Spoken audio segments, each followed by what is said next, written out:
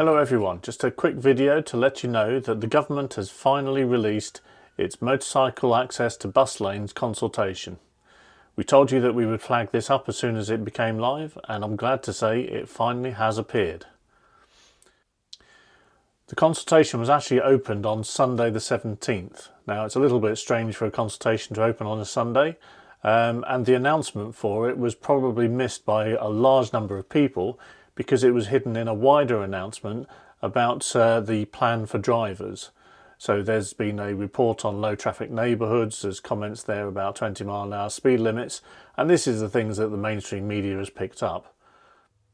If we take a close look at the consultation, what they're proposing is two different options. The first option, which is frankly ridiculous, is to leave things as they are with no change whatsoever, with each local authority making their own decision as to whether or not motorcycles should be granted access.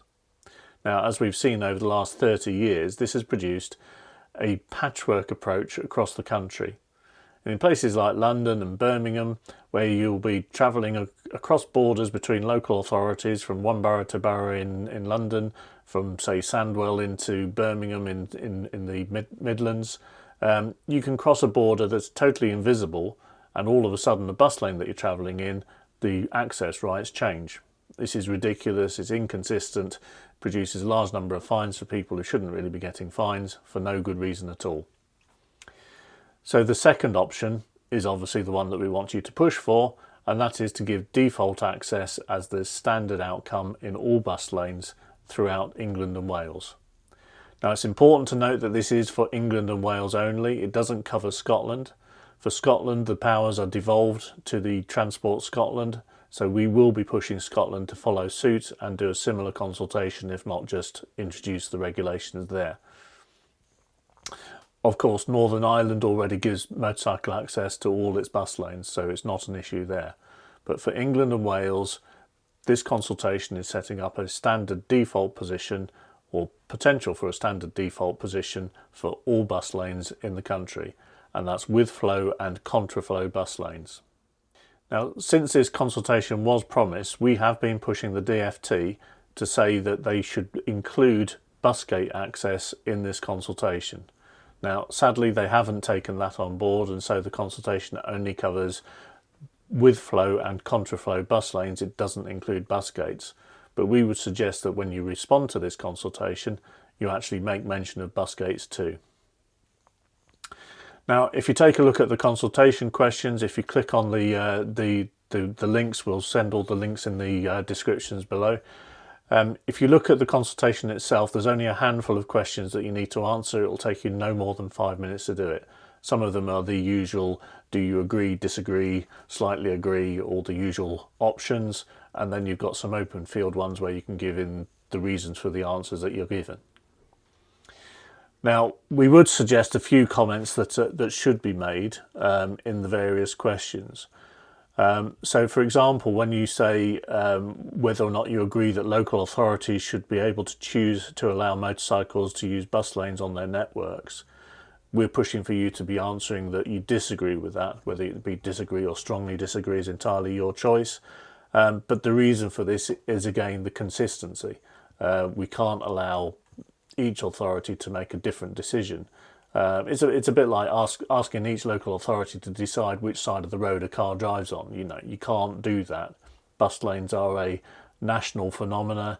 The rules shouldn't be different in one part of the country to another part of the country. And to be fair, consistency is also a safety issue.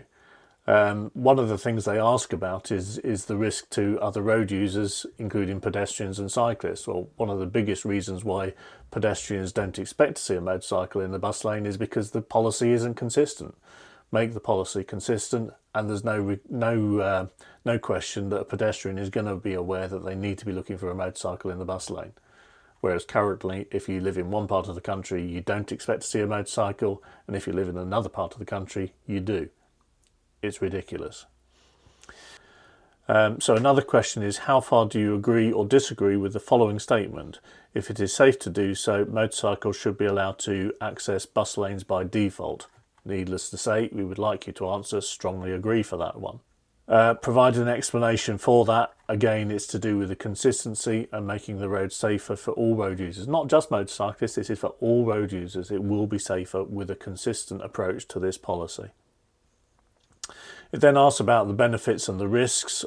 How far do you agree or disagree to the following statement? There are benefits to allowing motorcycles to use bus lanes. Again, we would say strongly agree there. They then give you a list of possible reasons why there are benefits. You can tick all of those. It's tick as many as you want, and you can put in additional ones. I mean, one off-the-cuff suggestion for an additional benefit is that it would increase modal shift from cars to motorcycles, because riders who are not experienced riders will feel less intimidated about riding in a busy urban environment if they're allowed to use the bus lanes. This is an argument that they use for cycling. We should use it for motorcycling too. They then ask about the risks. So how far do you agree or disagree with the following statement? There are risks to allowing motorcycles to use bus lanes. Now that's a bit of an awkward one to advise you how you should answer. You could answer it either way. You could say that yes, there are risks. Clearly there's risks to riding a motorcycle on any part of the road, not just a bus lane. Do you want to say you disagree? That would make it look like you're denying that there's any risk involved. But I think the important thing to note here is when you get to any comments about why you're making that decision for your position on the risk, is that the risks to pedestrians, to cyclists, the things that they often highlight as reasons why they don't allow motorcycle access to bus lanes, this is actually an incorrect argument, is that it will make people safer if there's a consistent policy, because everybody will know what to expect. It is that commonality in all parts of the country that we are looking for here. Now it does ask if you've got evidence. You can quote, there's various MAG documents that have been published in the past. Again, we'll put link to those. You can point to those documents, but again, you don't need to. If you're answering as an individual, you don't need to provide any particular evidence for this. It is simply a case of your opinion. So don't get too hung up on the need to provide evidence. Like I say, you can point to any evidence that you are aware of, but don't feel that there's a need necessarily to put anything in that answer. Now, the important part is the final comments section. We would strongly recommend here that you put in something about bus gates. As I say, we were pushing for bus gates to be included in the consultation. They haven't done that officially, but that doesn't mean that you haven't got somewhere where you can make the comment. And again, the argument here is if a cyclist can go through a bus gate, then there's no logical argument for a motorcyclist not to go through that very same bus gate. So again, it's about consistency of approach. Why have one rule for one set of two-wheeled users and a different rule for another set of two-wheeled users? We just want a consistent and fair approach in all bus gates. And then that again applies to things like traffic filters when it comes to low traffic neighbourhoods. So feel free to put a comment in there. Now, as I say, we will put together a slightly more detailed explanation of answers that you could potentially put in, but remember that you're going to be replying as an individual. It should be your views, not my views, but put it in there, but please be supportive. Overriding support for this policy is what we need to be showing. There will no doubt be people who will disagree with it.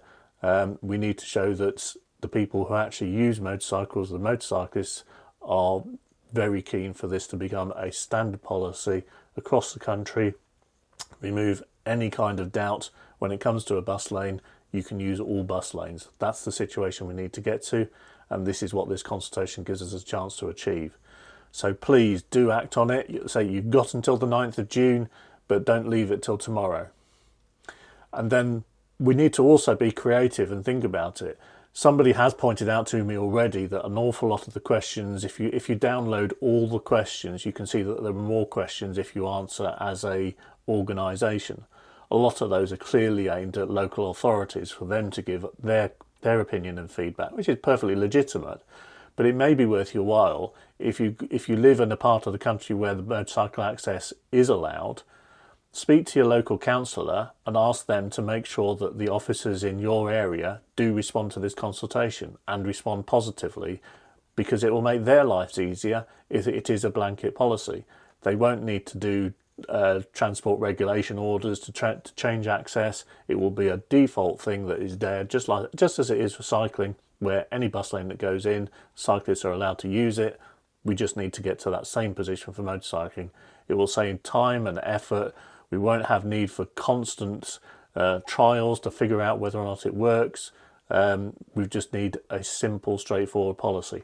If your local authority already allows motorcycle access, there's a reason for them to say yes to this consultation. And again, if your area doesn't allow access, it may be that it's the costs involved changing access and doing the TROs that is putting them off doing it. We've certainly seen that in Nottingham, where they said it would cost £350,000 to do it across the whole city. That's the main reason why they didn't do it. With a blanket policy like this imposed from central government, there would be no need to do a TRO. It would be automatic. So again, it saves them money, so they should be voting for it as well.